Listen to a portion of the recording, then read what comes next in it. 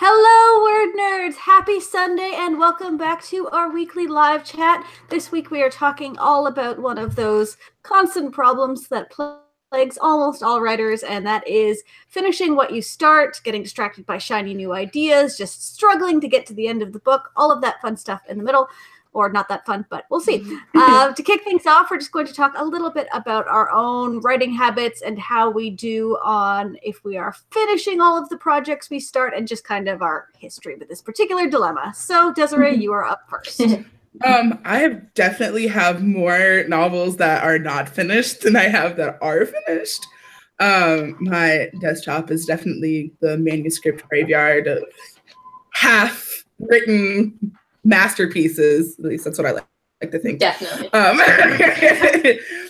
But my goal is to get better at this, and I think I'm doing pretty well as the manuscript necromancer is what I'm referring to myself as. So. Emma? I used to be really bad about this. Like, I would write like 2 chapters and quit.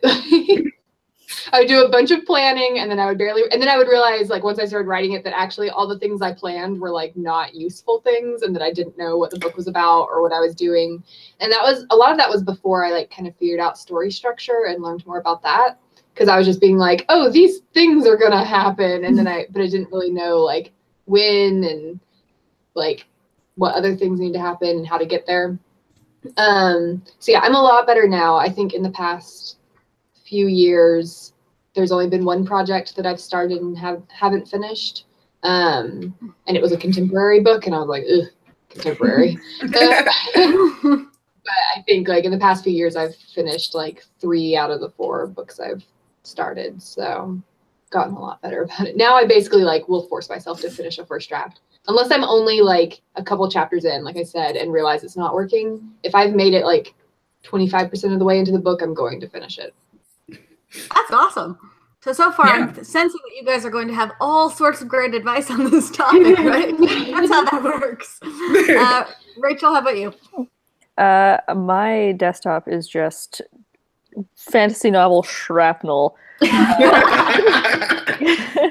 I like to plan a lot, but I'll like the way that I usually write is like I'll find something and then I'll work off of it. So sometimes I'll stop at the middle, sometimes I'll stop like almost at the very end, sometimes I'll stop like just before the middle, because I'll have like sections of the book planned but not the whole thing, so then I get confused and just stop. Although I have finished a couple, so I finished I finished 3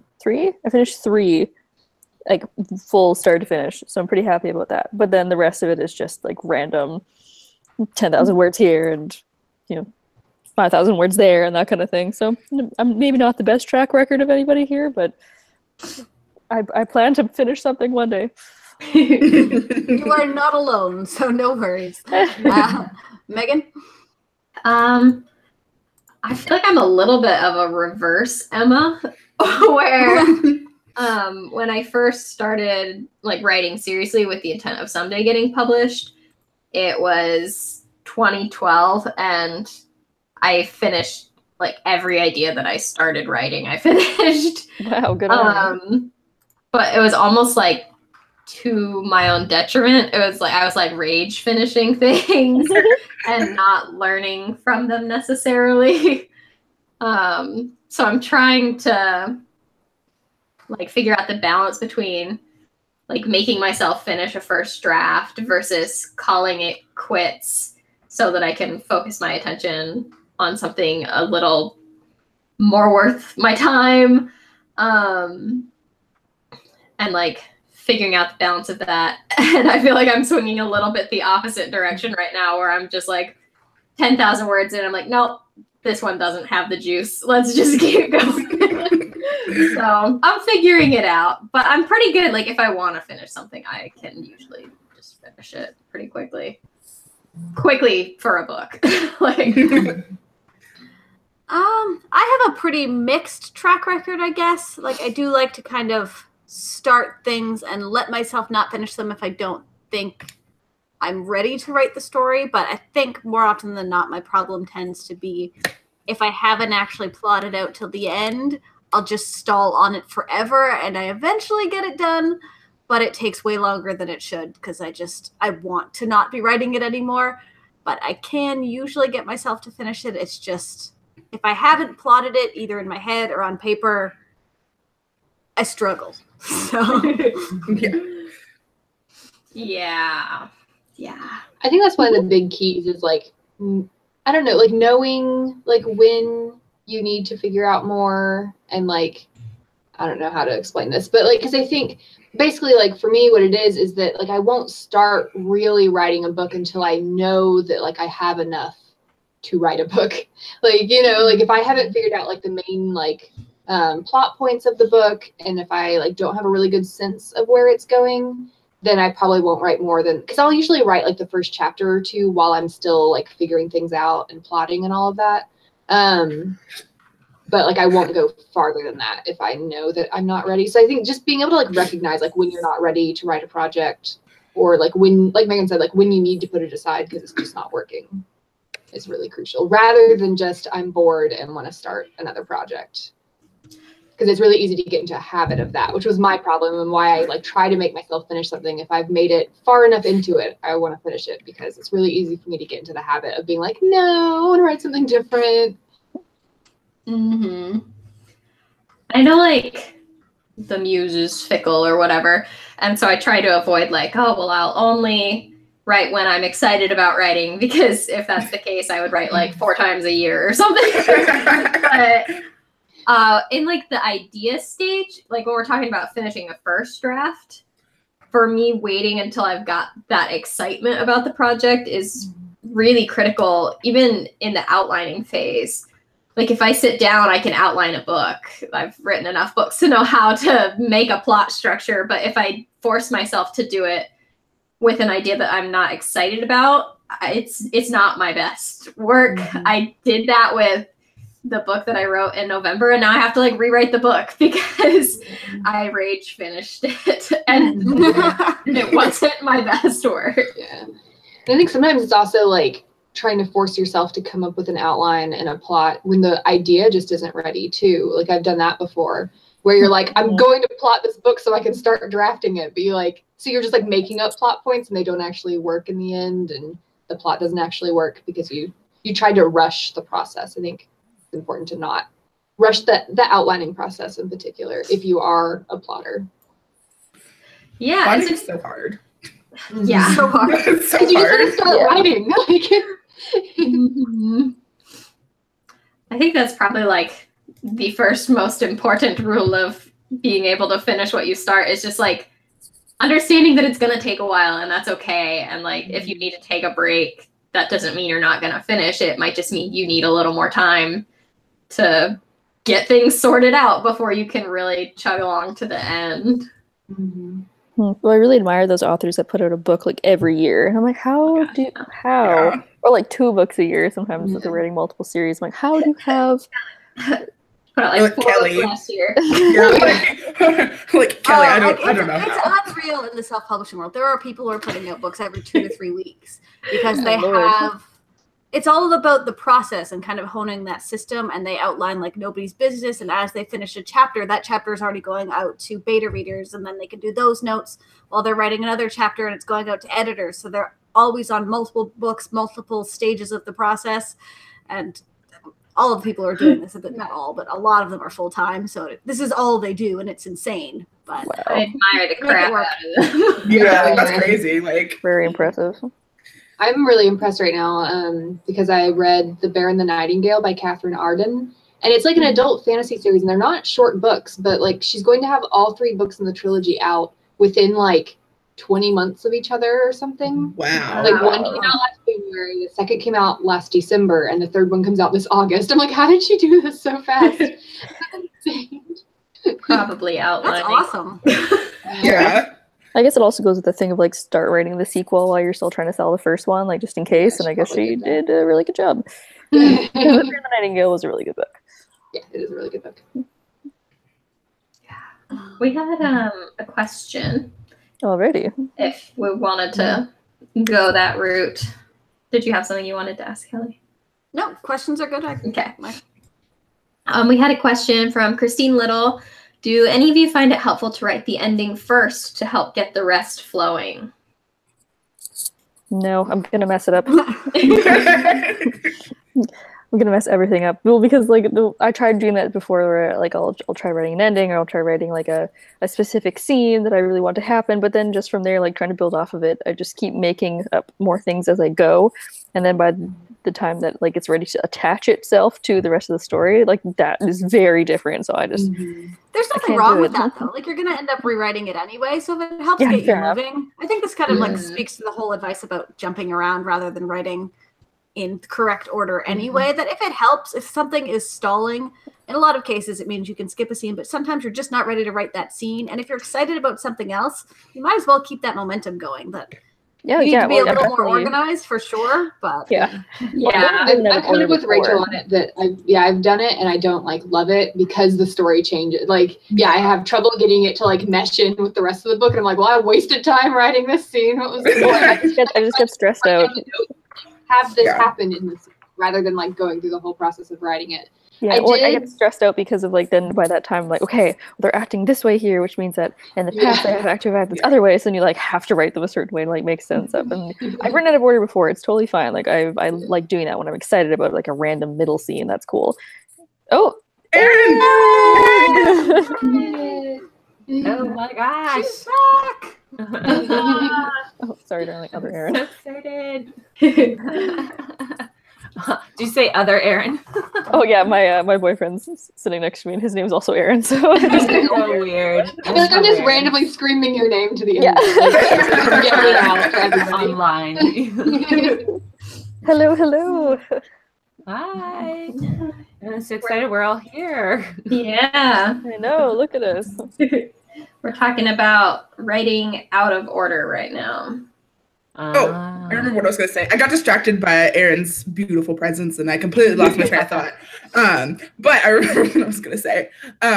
Before, like, I used to, like, only write, like, in, like, order. I was like, I can't write out of order. It'll be terrible. And just recently, I was just at this scene where I was like, this is so slow. Like, I don't want to write this right now. Like, I really don't.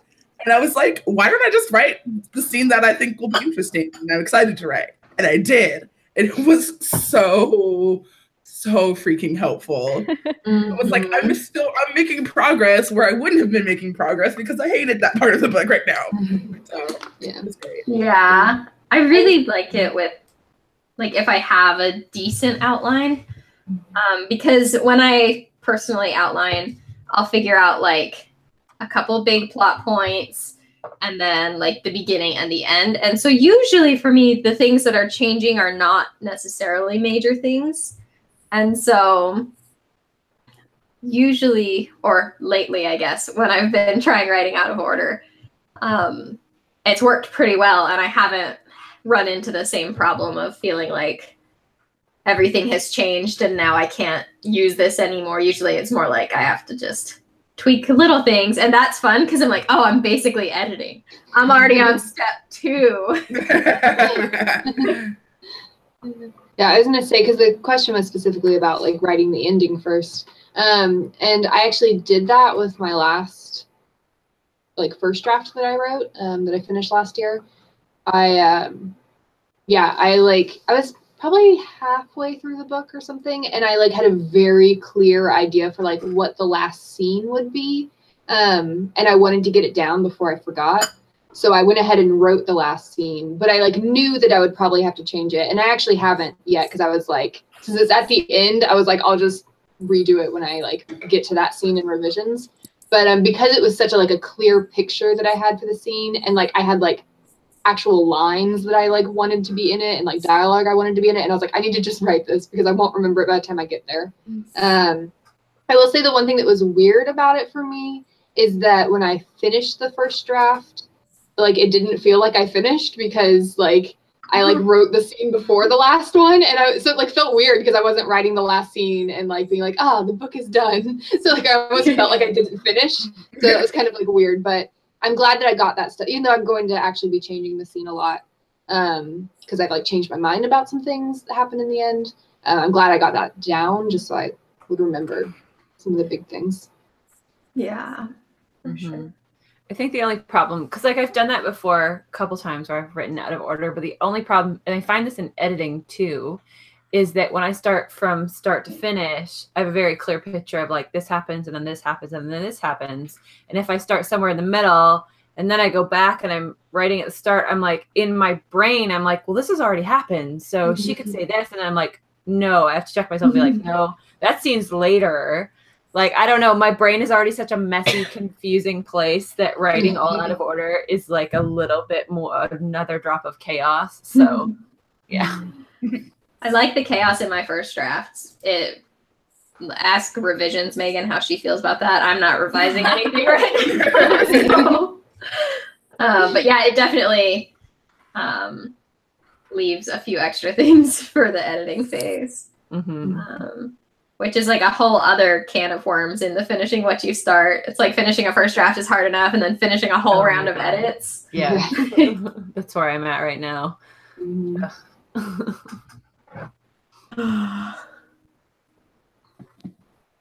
like I think finishing a like round of edits also goes back to like what we were talking about with like starting and finishing a first draft is like recognizing like when you need to set something aside, because like before the book I'm revising right now, I had finished another draft of a book and I was like, yeah, I'm gonna revise this, it's gonna be great. And then I like read the first draft and I like sat with it for a while and like thought about it and tried to like make an outline for revisions, and I was like, this book is not, it's just not going to work. Like I can't do it right now. Like maybe one day in the future I can revisit it, but like current me just cannot write this book and it's just not working the way it is.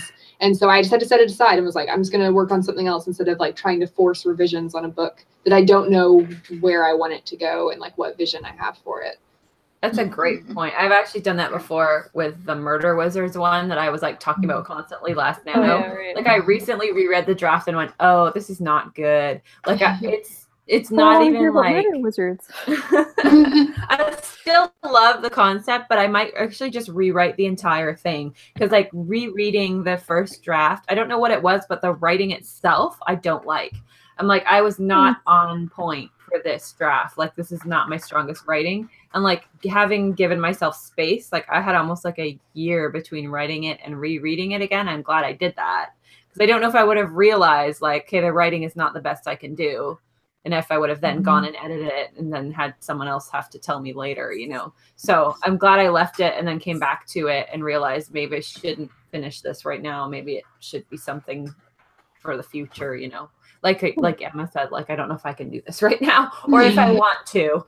Yeah. Yeah, I feel like the wanting to is a big thing when deciding to drop a project and focus on one that's more worth finishing. It's like, or even like, drop it for now and then there's like a whole like, is it a fixable thing? Am I able to fix it if I do tackle it? And if that answer is shaky, like, do I want to enough to put in all of that work? And also like, especially with revisions, there's like an aspect of like, is it worth it? I think you also have to think about, because like I feel like you don't have to think about this as much when you're drafting, and you shouldn't think about this when you're drafting because you should write with the door closed. But like the saying goes, you should revise with the door open. And so if you're looking back over the book and you're saying, I don't think this is publishable, I don't think it's marketable, it's not like, it's just not going to work, you know? And so there's no point in revising it if you're not going to do anything with it, I think, unless you just need the practice revising, then definitely do it. But if you're far enough into your like writing career, there comes a point where you're like, I know I'm not going to do anything with this right now, so there's no point in putting a bunch of time into it when I could start another project. Exactly. And my favorite thing about that is like, yeah, you put it in the drawer, but the drawer doesn't have a lock on it. Like you can always go back later, or like there are some of my favorite characters from books that didn't work or didn't get me an agent or whatever, that I've like taken out, just like, I'm not going to revisit this one, so I can pull that whole character that I loved and put them in a new book. And so, like, no project is ever totally dead. Yeah, that's so true. I have a whole book that I finished and like probably years ago that I was going to put on Wattpad, but I didn't even put it on Wattpad because I needed to edit it, but I also knew that it wasn't strong enough to do anything with, even edited. But I really loved the love interest in it. So I'm like, I'm just going to steal him out of there and put him in something else and then just scrap the rest of the story because it's not, you know, worth doing anything with. But I really liked the character and like the way his character was and the way their romance was. So I'm like, might as well recycle that and then scrap the rest. So Oh, I'm intrigued now. not totally wasted. Not a wasted time, thankfully. Yeah. Entirely. So how do you guys like, we've talked a lot about knowing when to not finish a project. How do you know when a project has the juice to like be finished? I said has the juice twice in this chat. I don't know if I've ever said that phrase before in my life. I think my own excitement is a big factor. Yeah. Yeah. Like, Yeah. Exactly. What I've noticed is because I do end up stopping a lot of projects, if I go back to it and read a little bit of like what I have and I like get excited about it, like, okay, yeah, this needs to be finished. Yeah, I feel like the same thing with both reading and writing. Like if you put a book down and you're just like, I have no, like, I don't want to pick it back up, or you do and you're like, this chapter's boring. Then I'm like, I'm not gonna finish reading it. And kind of same thing with writing. If I reread some of the old stuff, I'm like, oh my gosh, this is so cool. Like, what happens next? I'm like, oh, I have to make what happens next right. and I think it's like a line you have to like be able to recognize between when you're just kind of like bored or like you just want to do something different, and when you actually just don't like the project. Because a lot of times I can rekindle my excitement in something. Like if I read back over some of what I already wrote, or looking back at my notes and being like, oh yeah, look at these cool scenes that I'm really excited to write, or this character I'm really excited to write. But if I look back over things like that, like the book that I decided not to revise, when I read through the first draft, I was like, I'm not excited by this. Like, I'm not interested. Like, I don't want to do anything with it. I don't want to revise it. So you kind of have to figure out that difference between if it's something that you can get yourself excited about again, or if there's just no chance.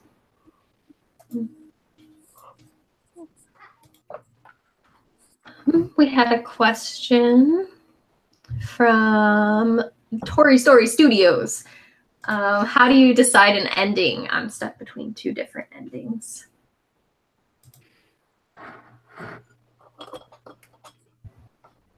I think I always think whatever makes the most sense thematically. If you look at the theme of your story and the overall arc, and whichever one kind of matches, I always like to round it off. So whatever was kind of going on in the beginning, it needs to round it off and make sense in the end. And I like to kind of complete the circle, and whatever was going on in the start is resolved. So in the end, so. Thematically, not just obviously plot-wise. I read a lot of dark things, so I usually go with whichever one will hurt the character more. I think this isn't. Oh, go ahead. It's like whatever is going to challenge your character the most, and whatever is going to be the most difficult for them. And I think that advice probably stands even if you're writing like a modern romance. Like, what's going to be hardest for them to overcome with regards to the plot that you yourself are writing. Yeah, I was going to say, for one thing, if you can write the whole book without deciding the ending, then do it. If it's something that you need to figure out earlier, then figure it out. But I have a project right now where I have 2 possible endings, and I think I know which one I'm going to pick, but I'm just not deciding for now because it doesn't really change a lot of the major plot of the book. It's something that I would probably do more in revisions. So I don't really have to decide now, but also not always a foolproof answer. But I find a lot of times whichever of the 2 was my second idea tends to be the better one. And I think Susan Dennard actually kind of touched on this in her most recent newsletter. She was talking about how like sometimes your first idea is not your best idea. Because a lot of times it's like full of tropes and it's like heavily based on other things you've read, or it's like the easy idea or the easy ending. And then like once you've sat on it for a while, you have like better ideas. And that's what, like when I read that in her newsletter, I realized that about these 2 endings I'm deciding between, that I was like, really the second idea I had is a better, more exciting ending for the book, I think, than the first one, where the first one feels more like just kind of like a basic ending. So not always true, because sometimes I think it's just that like you just keep coming up with more ideas because you like don't want to decide. But because I'm guilty of that sometimes too, of like I have a whole thing planned out and then I'm like, maybe I'll just redo the whole plot instead. But a lot of times your first idea is not your best idea and your second one will be better. So Yeah, I love that. And definitely don't be afraid like of hard things. I know sometimes it's easy to be like, oh, well, I am not a good enough writer to do this ending or to pull this off. And in my experience, like you're never a good enough writer to write the things that you have in your head. And the only way you can become that good is if you try it. And then when it doesn't work the first time, you fix it until it does. And then like, ta-da, you are good enough. You are now like, you were good enough to write it. And like, yeah, just like, don't hold yourself back if it is like, oh, well, this one's scarier to write because how do I pull it off? Like, you'll pull it off. It's your book, baby. You'll figure it out. Any more questions, or should we go on to the realm of shiny new ideas and how to keep them at bay?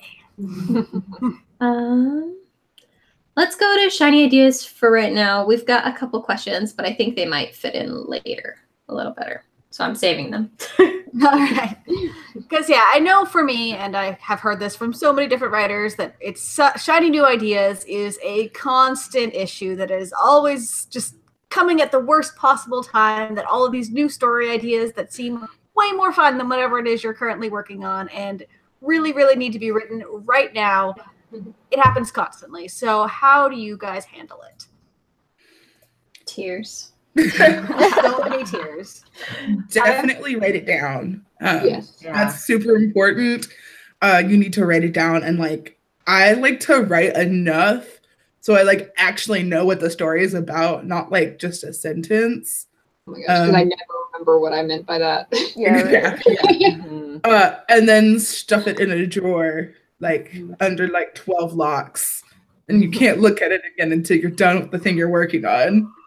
I've also found that as much as it feels like I have to write this idea right now, it's so great, usually I'm not actually ready to write it anyway, especially because I'm a plotter and because I like to have a lot of stuff written down before I start. And if I try to start a book without having like written down a lot of things, filled up like half a notebook at least, I'm going to fizzle out and then I'll be on to the next idea. So like recognizing that like when that idea pops into my head, it is not ready to be typed out on my computer yet. Like it's something that I need to write down and that I can revisit over time. Like while I'm drafting one project, I'll be like slowly thinking about this new shiny idea and like writing down notes and figuring things out for it. So that by the time I finish the draft of the other one, then I am ready to start that new exciting idea.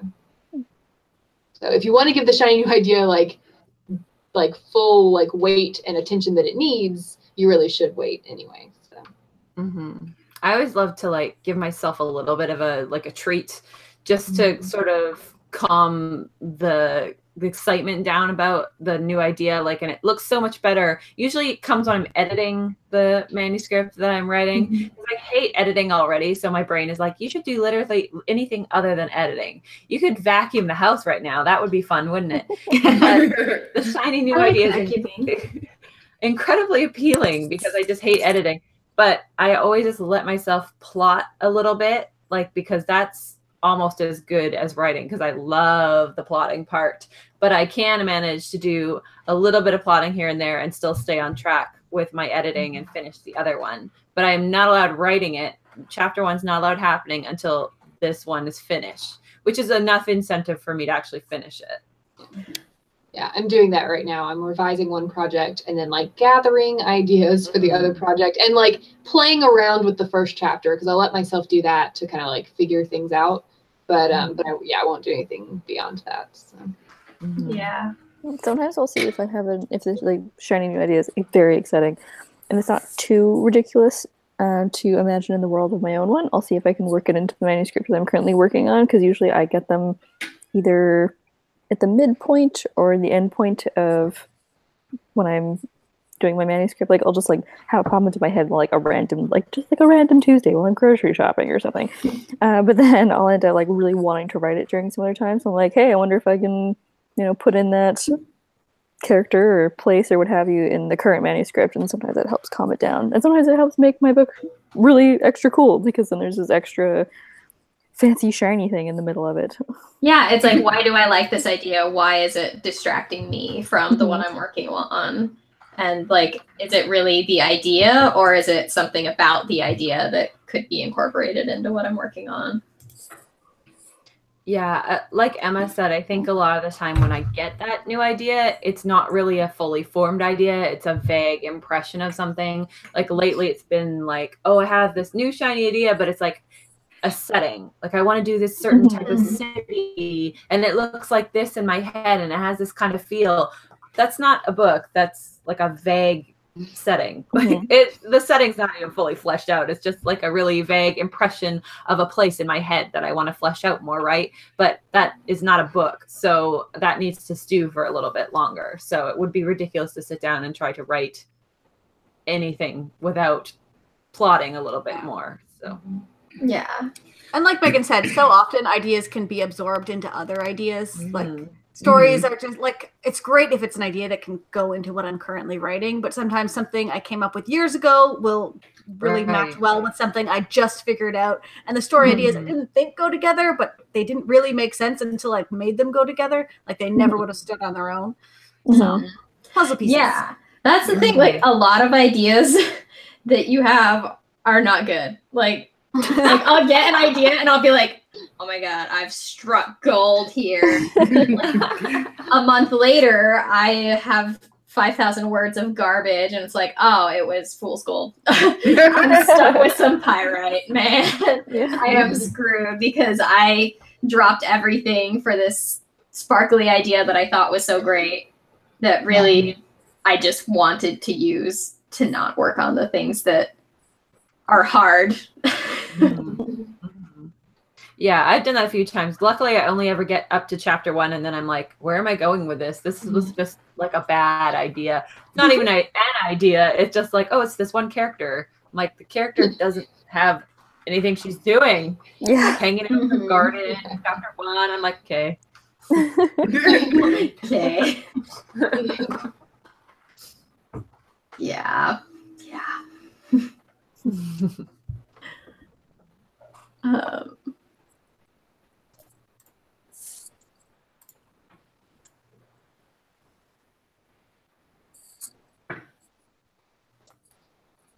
Lots of shiny new ideas in the comments.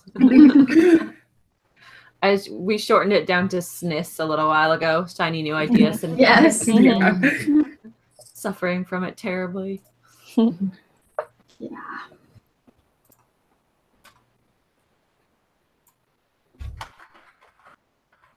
So nothing else on the question front, or? We can do some of these questions if you would like. We've got one.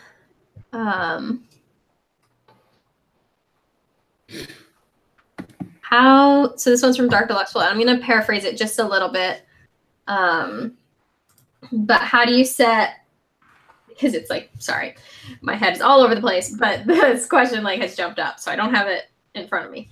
But the question was something along the lines of, how do you write a YA book without having an ending that's derivative of other popular books in the genre? Like Harry Potter, like how you do one in a school that doesn't have an ending like Harry Potter. I saw that question and I went, yes, oh my gosh, because I do this all the time where I'm like, I want to do a magical school, and then I'm like, no, I can't. Like, I was literally told by an editor at a big 5 publishing company that I could not do a magical high school. And I was like, that sucks, because because it was like 4 years ago as well with like my first agent. So it might have cooled off a little. The whole like Harry Potter comparison thing might not be as like cliche and horrible right now. I don't know. I've seen other books come out that are set in magical high schools. I just think it has to be quite different, and mine wasn't. So it was like, this is too much like Harry Potter. But I run into that all the time. Same with Percy Jackson. I'm like, I really want to do a setting of like magical kids camp, but I'm like, I can't because everyone's going to scream Percy Jackson. Yeah. Yeah. I have no answers to this question other than empathy. I mean, if you like the idea, write it. Like, write the first draft for sure. And your first draft can be as derivative as you want it to be, and no one has to know. And then it's a revisions you problem. And I find making things more unique, like the more you write, the more it's going to take on a mind of its own. And then B, once you have the full project, it's a little easier to like look at it and be like, okay, well, this, and this are all things that are in Harry Potter. So I need to pull these. When I pull these out, what other threads come undone?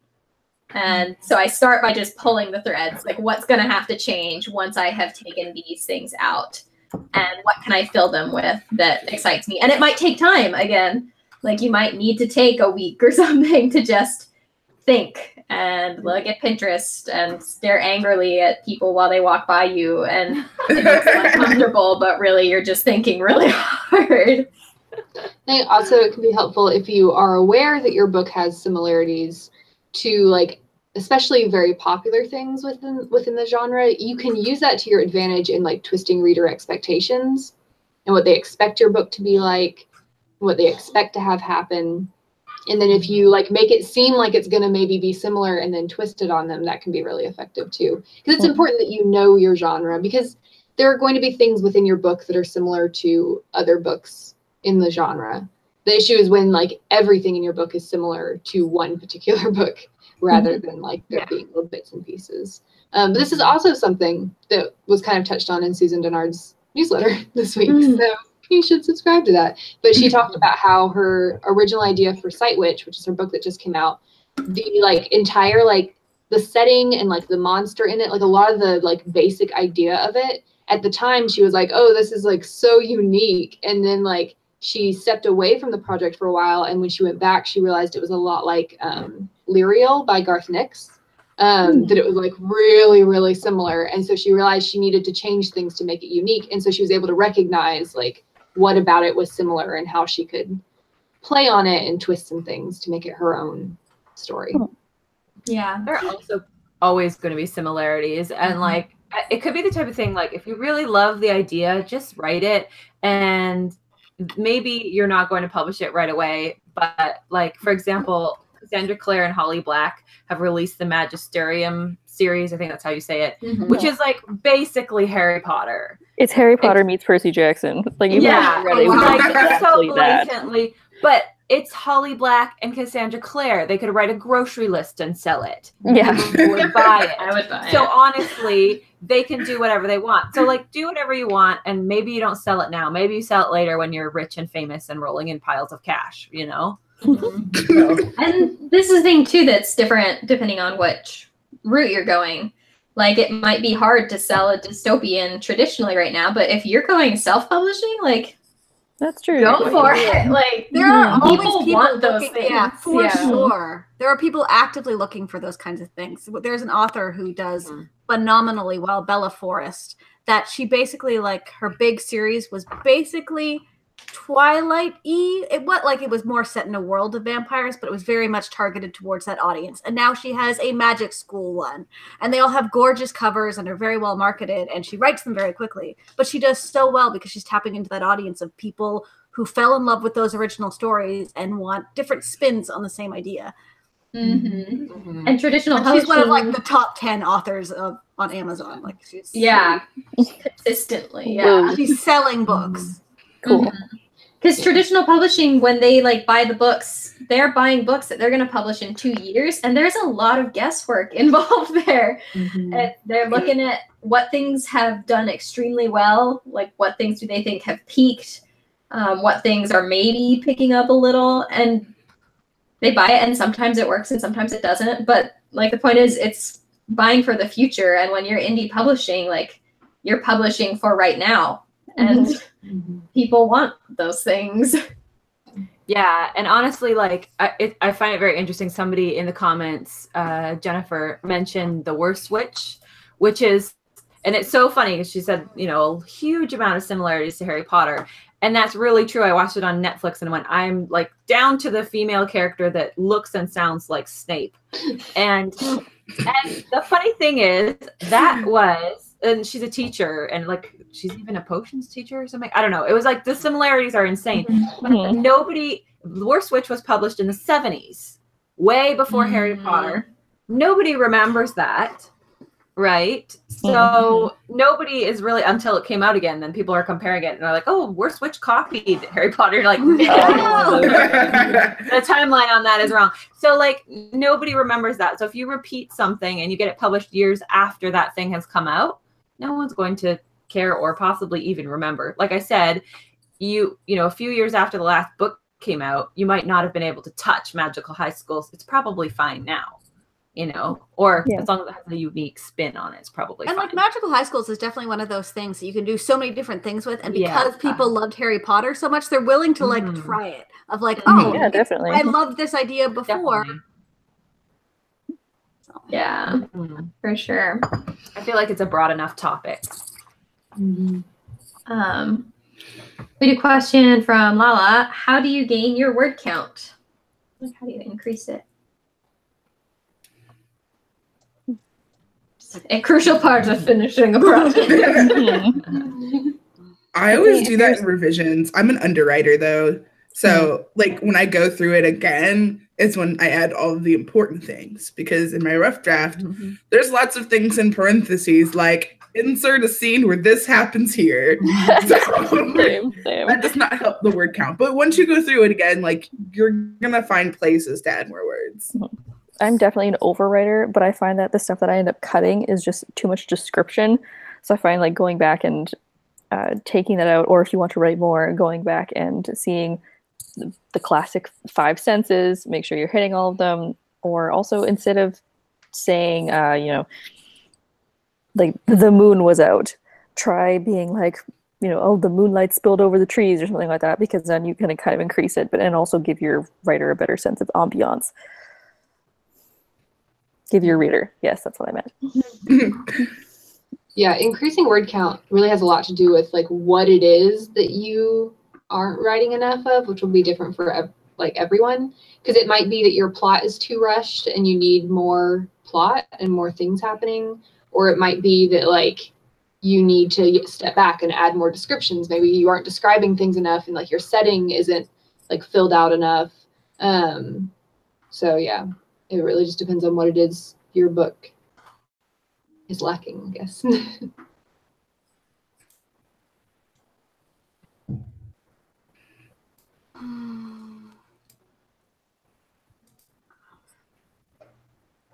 Just reading through questions, if anyone has any.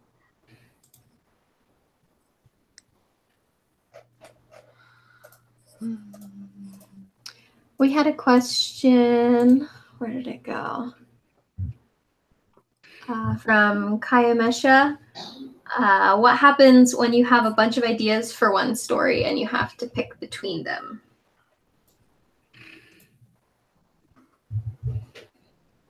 I don't know if I've ever had that problem. I feel like I always have that problem. That is like the problem of my life. Of like, I just want to write all of the things. I'm really bad at trying to remember to tell myself, like, I can write multiple books. Like, I don't have to squeeze everything I like into one book. Every idea I have into one book.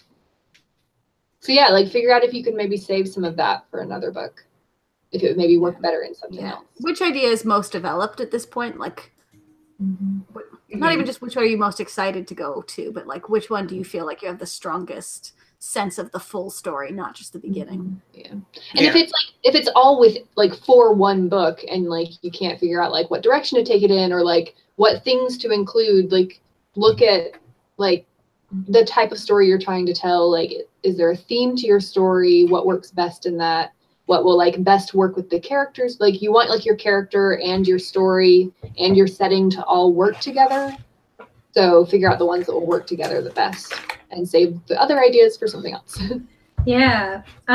Instances like these are the ones for which I'm always grateful for keeping a huge stack of note cards next to my desk because I like to just, if I'm not sure which of these ideas to use, I'll sit down and be like, okay, so on this idea, there's going to be dinosaurs. On this one, it'll be dragons instead. And then I'll just like line postcards down and just see like, okay, well, what would I do after implementing each of these ideas? Plot-wise, what would happen next? Character development-wise, how would that affect it? And just like writing down, usually even like chronologically if possible, writing down, well, this will happen and this will happen and this will happen and it'll affect my character in this way, which is cool. Then usually I'm able to see like, oh, one of these is obviously going to make the story a lot stronger. One of them I'll be able to play with more, have more fun with, create more conflict than the other. And that's usually the one I go with. You can also keep the other idea, make that into a different story. Yeah, for sure.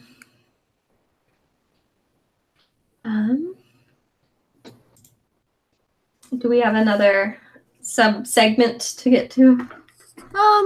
Not really, because a lot of it just had to do with kind of some of the things we'd already touched on. But I guess the final thing is just when you know you have all of the pieces and you can get to the end, and this book has the juice, as Megan said.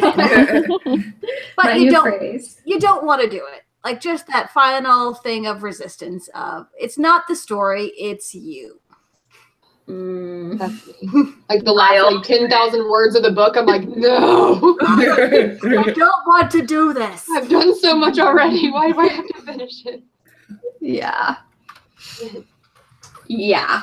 That is a great time to use that shiny new idea as like bait. You're like, I just have to finish this and then I can go work on this new fun thing that I want to do. Yeah. I just like take a day and I'm like, today's the day, man, today's the day. And then it's just classic button share. Yeah. I really wish there was a magic thing we could do other than having to sit down and do the work. Yeah. I'm just waiting for a day that like in the future and like kind of like you'll record your dreams, but like you just hook it up to yourself and then it'll like transport what you're thinking onto the screen or like into print or something. Oh man. I'm waiting for that day. I've written like 20 books by now. Yeah. I do typically find that like those last like 5,000 or 10,000 words are like a mess. Like those scenes are always a mess because a lot of my issue is that I have such a clear idea of what needs to happen, or like I know like where the book needs to end up, and like getting there is really difficult, and like getting everything that's in my head out and having it make sense and like have the climax like feel like appropriate and like all of that is difficult. So I just let it be really, really messy because I'm at the end anyway. So I'm like, soon I'll just get to revise it. So like, and so just getting it out there so I can get to like the ending and the last couple scenes really helps. Okay. I'm also a huge fan of, if you're able, leaving the house to finish. I really like, because I do have access to a laptop, I really like going to the coffee shop and just like getting a coffee and working. But you can also like, you don't have to spend money to do it. You could go to like your local library, and if you don't have a laptop, they have computers. You could like pull up Google Docs. And just getting out of my house and being like, this is the spot. I am finishing this here today, and I am not leaving until it's done is like huge for me. Sometimes library computers can be great even if you do have access to a laptop because they don't have any of your bookmarks saved and all of your programs and distractions. That's true, and in some cases, there'll be a time limit, so you only have an hour. So until someone else gets to have a turn. So you have an hour, you have no distractions, and you're surrounded by books, which is kind of a problem. Yeah, it's the most intense word sprint ever. Yeah, I like having that like refreshing difference. Like I once wrote the last like few chapters of a book all by hand because I just needed it to be different. Like I needed to get away from my computer. Like I could not think and I couldn't focus when I was at my computer. And so I just wrote the entire ending by hand because like I was just able to get it to flow better that way. So just, changing things up for some reason really helps. I'm with Megan on the whole getting out of the house and going to a coffee shop thing. For some reason, that really works for me. I think it's because you're like, okay, I'm out of the house. I bought a $5 coffee from the store. Like, this is why I'm here. Yeah. And yeah, that really works for me as well. If I go home and I haven't like written this yet, I'm just gonna feel really ashamed. Exactly. Yeah. Like, what was the point of that? Yeah, exactly. Shame can be so helpful. Yeah. So I think one of my first novels I wrote almost exclusively at a coffee shop. And I do remember finishing it at a coffee shop and like wanting to jump up and like dance around and stuff, but it was like 3 p.m. And so it was packed full of people, and I'm like just sitting there at my desk like, I finished it. And it was like, oh, I did a thing, I did a thing. And it was like, yeah, it was very, it was surreal. Yeah. I've also been a huge fan lately of the Google Docs app, which previously I've never really been like a write on my phone kind of person, but I've been like sick a lot lately and just like not feeling well. And I've had like a lot of back pain and stuff. And so it's just been a lot of like, oh, I just want to lie in bed all day, or like take a bath, or like I have to go out to this place or that place. And I've been really enjoying being able to just pull out my phone and open up Google Docs, and it's right there, and I can just write a couple paragraphs, and it doesn't seem like much at the time, but it really does add up over time. No, I love it. I love the Google Docs app for drafting. Yeah. I always feel like a little on the edge if I'm in the bath writing, but I have been Like, there. You gotta put your hands on like the side of it and just do this while like your body's in the bath. I do that all the time in books. but it works, and like a book written one paragraph at a time is still a book. So. Yeah, right now for me it kind of has to be one paragraph at a time, honestly. Well, you have a small one, so you know it takes up a lot of time and energy. Small child. Small child. Small child. My favorite thing is saying small like it's spelled SMOL. Yeah. Small. Small. It's so small. Aaron's child is going to be like 16 one day, and we'll just be like, small child, how's small child? You know, he's going to hate me. He's like, Mom, why do you keep sharing me on Instagram? God. You can just remind him that you did not choose the name we picked out for him. It could be worse. That's right. Lucky I'm not calling you Matilda. So.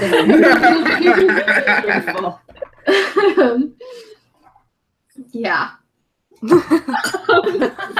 you've never watched this before, Erin is back from maternity leave, which is really exciting. Yay!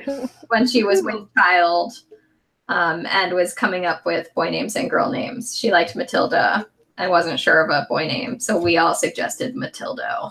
Shockingly, she did not choose it. It's weird, I know, but tried to go with something else. Some people.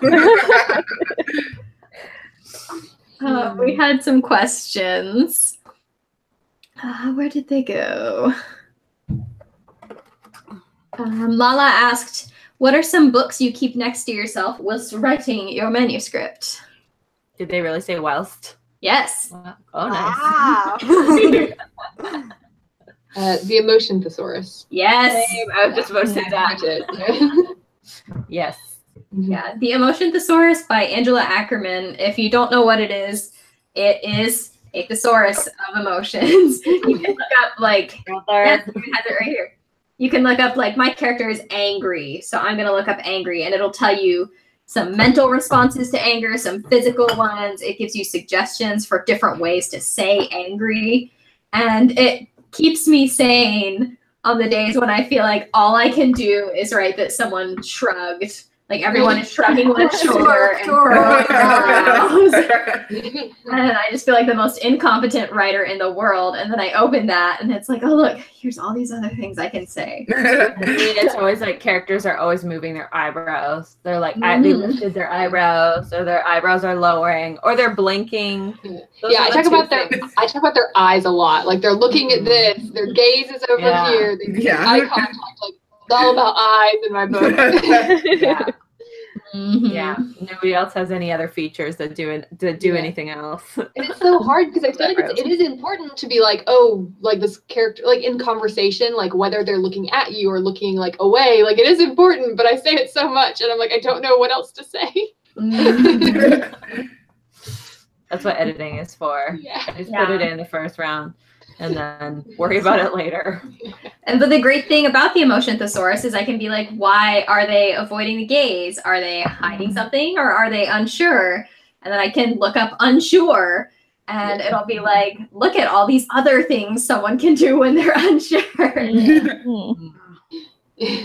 I can't imagine how much work went into like figuring all of that out, because it's so well done for such a wide variety of emotions, and I could never have worked it all out. Yeah, it's a lifesaver though.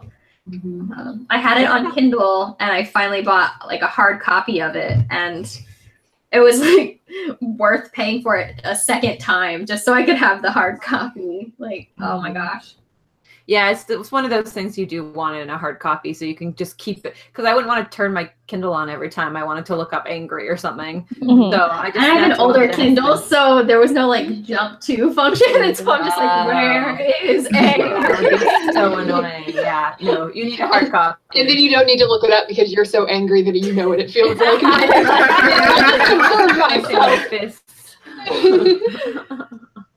I'm sure I say this all the time when this book comes up, but there's also onestopforauthors.com, which is a paid subscription site run by Angela Ackerman, and she has a co-author in it. And they have a bunch of other thesauruses. Yeah, they have tons of thesauruses, and this, like, it's just a website, and you can click amazement and then go right to that one, so you're not like flipping through or scrolling through. It's all just cool. There.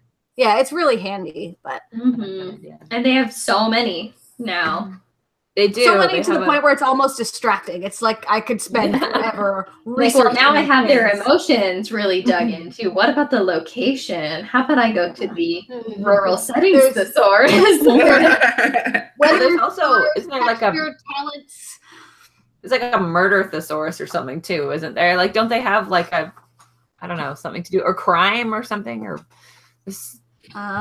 Character motivation. There's colors and patterns, emotional wounds.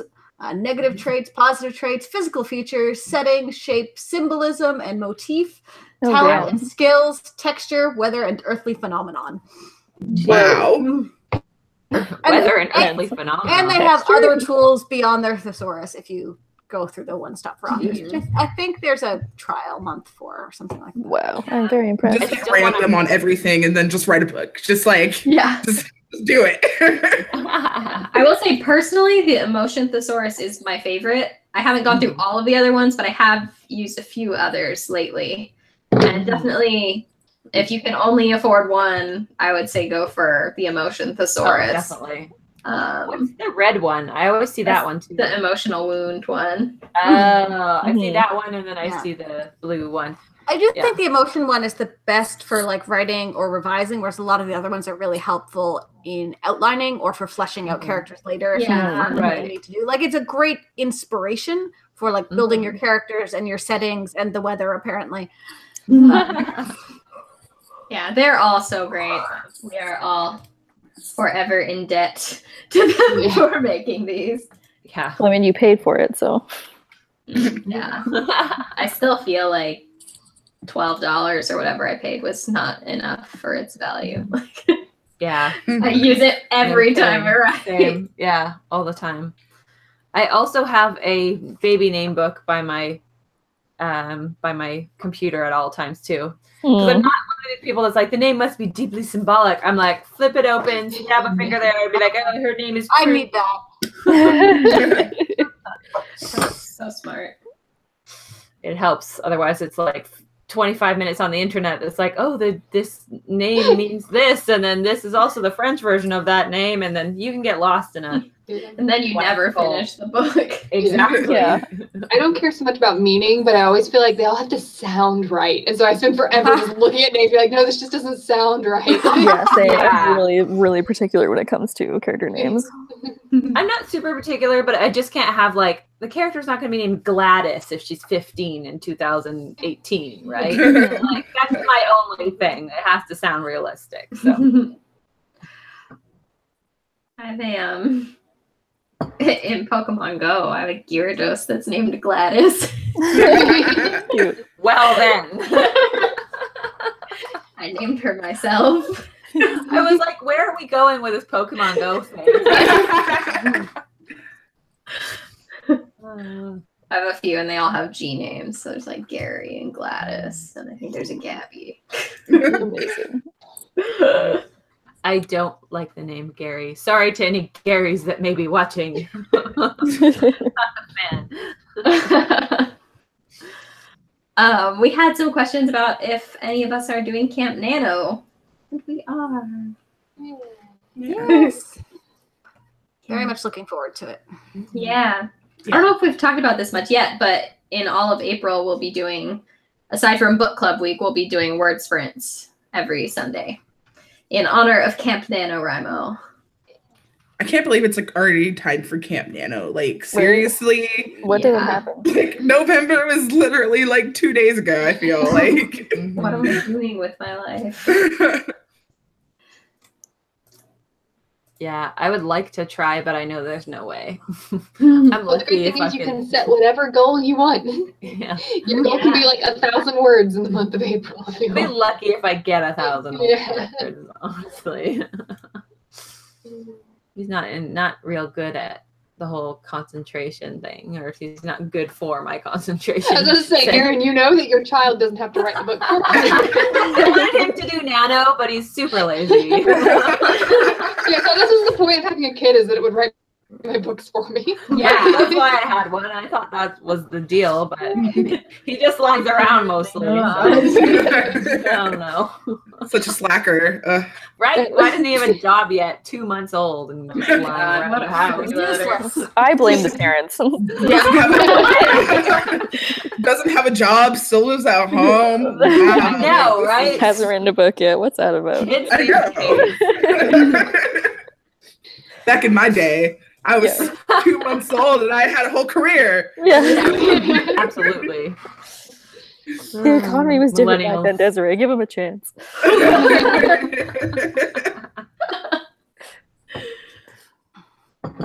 I'm pretty sure he's a millennial. That's what I yell at him when I'm displeased, right? So he's definitely He's like far 2 past generations millennials. behind millennials.